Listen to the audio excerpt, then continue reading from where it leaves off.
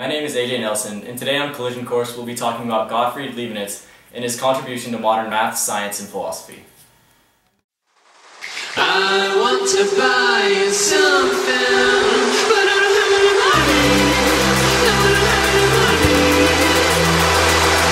have any money. In philosophy, Leibniz was noted for his optimism, the idea that the universe we exist in is the best possible universe that God could have created.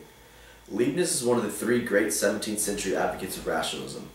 The work of Leibniz anticipated modern logic and analytic philosophy, but his philosophy also looks back to the scholastic tradition. He made major contributions to physics and technology, and anticipated notions that surfaced much later in philosophy, probability, biology, medicine, geology, psychology, linguistics, and computer science. He wrote works on philosophy, politics, law, ethics, theology, and history. Leibniz's contributions to the vast array of subjects were scattered in various learned journals and also unpublished manuscripts. He wrote in several languages, but primarily in Latin, French, and German. As of 2013, there is no complete gathering of the writings of Leibniz. In the field of mathematics, Leibniz is credited with the invention of integral and differential calculus, which he published independently of Isaac Newton. His notation for differentials and integrals has been used ever since. His visionary law of continuity and the transcendental law of homogeneity only found implementation in the 20th century. He was also one of the most prolific inventors in the field of mechanical calculators, and while working on adding automatic multiplication and division to Pascal's calculator, he was the first to describe a pinwheel calculator, and he also invented the Leibniz wheel, which is used in the arithmometer, the first mass-produced mechanical calculator. He also refined the binary number system, which is used at the base level of all modern computers. He's credited with, again, infinitesimal calculus, along with Sir Isaac Newton. And according to his notebooks, one of the biggest breakthroughs in calculus for him was when he used integrals to find the area under a curve for the first time in 1675. He also introduced several notations for calculus, being the elongated S for the integral sign, and the D for differentials. This cleverly suggested notation for calculus is probably his most enduring mathematical legacy. He didn't publish anything about it, however, until 1684.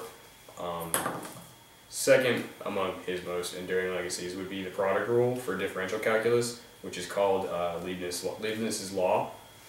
In addition, the theorem that tells how and when to differentiate under a curve is called Leibniz's integral rule. Leibniz exploited infinitesimals in developing calculus, manipulating them in ways that would suggest that they had paradoxical algebraic properties. George Berkeley, the author of The Analyst and De Motu, criticized that idea. And a recent study argues that his calculus is free of, well, not free of, but has less contradictions, and is better grounded than Berkeley's criticisms. Leibniz contributed a very fair amount to the statics and dynamics emerging around him, often disagreeing with Descartes and Newton. He devised a new theory of motion, dynamics, based on kinetic energy and potential energy, which posited space as relative, whereas Newton was thoroughly convinced that space was absolute. Until the discovery of subatomic particles and the quantum mechanics governing them, many of Leibniz's speculative ideas about aspects of nature not reducible to statics and dynamics made little sense. For instance, he anticipated Albert Einstein by arguing against Newton that space-time and motion are relative, not absolute.